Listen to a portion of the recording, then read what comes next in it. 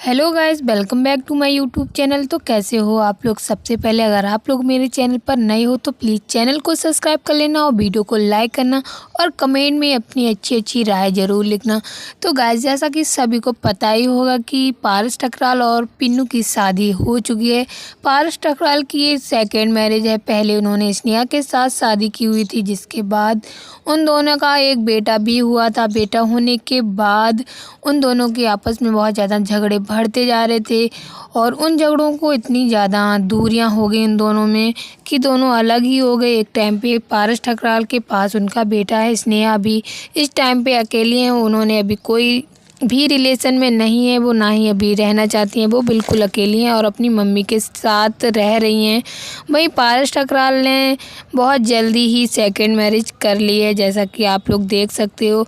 उनकी पिन्नू के साथ शादी हुई है, अभी 4-5 दिन पहले हुई थी और लगातार उनकी तरह तरह की रस्में आ रही हैं। वो बराबर ब्लॉग में अपलोड कर रहे हैं। उनकी ये दूसरी शादी थी, फिर भी ऐसा नहीं लग रहा था कि इनकी सेकंड मैरिज है और अच्छे से उन्होंने बहुत धूमधाम से, जैसे फर्स्ट मैरिज करते हैं ना, वैसे ही उनकी ये सेकंड मैरिज भी बहुत धूमधाम से हुई और सारी रस्में रिवाज बहुत अच्छे से निभाई गई। पिन्नू बहुत ही ज़्यादा सुंदर देखने में लगती हैं भाई, उनकी सादगी देखने में भी बहुत ज़्यादा अच्छी लगती है।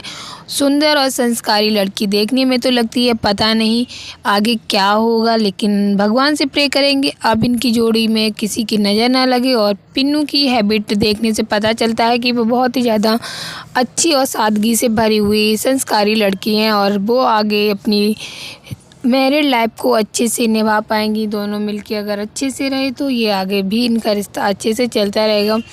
तो गाइस, बहन स्नेहा का रो रो के बुरा हाल है, क्योंकि किसी भी लड़की से ऐसा कुछ नहीं देखा जाता है कि उसका पति उससे अलग होने के बाद और किसी लड़की से शादी कर ले, उस पे क्या क्या बीत रही होगी। ये सब देख के वो तो एक लड़की ही समझ सकती है जिस पे ये सब कुछ बीत रहा होगा।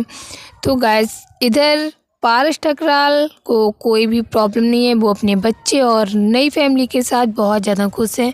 अपने बच्चे को भी वो बहुत ज़्यादा खुश रख रहे हैं और पूरी खुशियां देने की कोशिश कर रहे हैं। लेकिन गाइस, एक बात तो सबने ही नोटिस की होगी कि इनकी शादी में बहुत सारे रिश्तेदार, सारे रिलेशनशिप जितने भी थे सारे ही इकट्ठे हुए थे।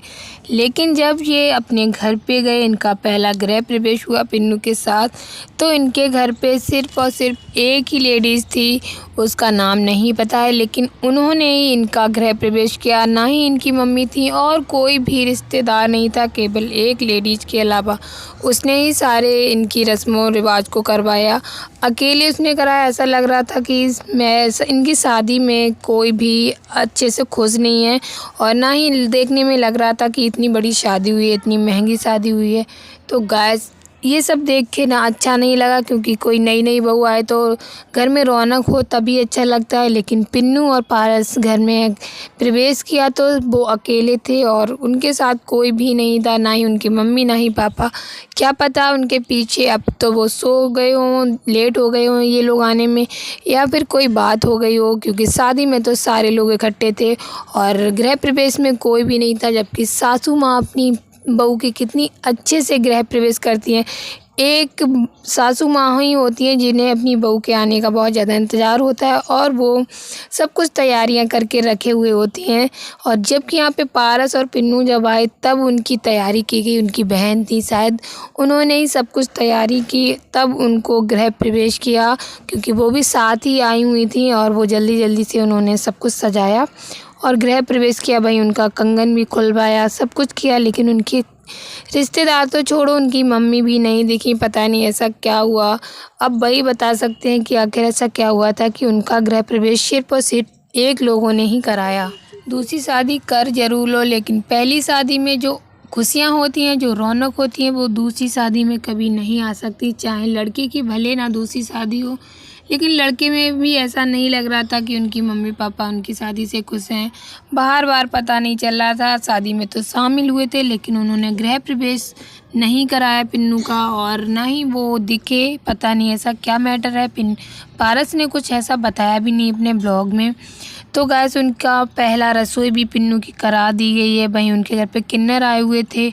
किन्नर ने बहुत अच्छे से डांस किया, सब अभी पिन्नू को देखने से तो बहुत अच्छा लग रहा है लोगों को, लेकिन इनकी यही हैबिट हमेशा बनी रहे तो शायद पारस का जो बेटा है उसकी लाइफ आगे सुधर जाएगी। क्योंकि एक माँ ही होती है जो अपने बच्चे को थोड़ा थोड़ा करके सीखती है और उसमें वो आदतें डालती है जो बच्चा बड़ा होकर सीखता है और वही आगे चल के करता है। नहीं तो बच्चे अगर छोटे से ही उनको अच्छी हैबिट्स का ज्ञान ना हो तो वो अच्छे से उनको कुछ पता नहीं होता और आगे लाइफ में उनके लिए बहुत ज़्यादा प्रॉब्लम्स क्रिएट होती हैं। तो गाइस प्रे करना आप लोग कि उनके बच्चे के लिए सब कुछ आगे की लाइफ में ठीक हो और कुछ भी अब गलत ना हो।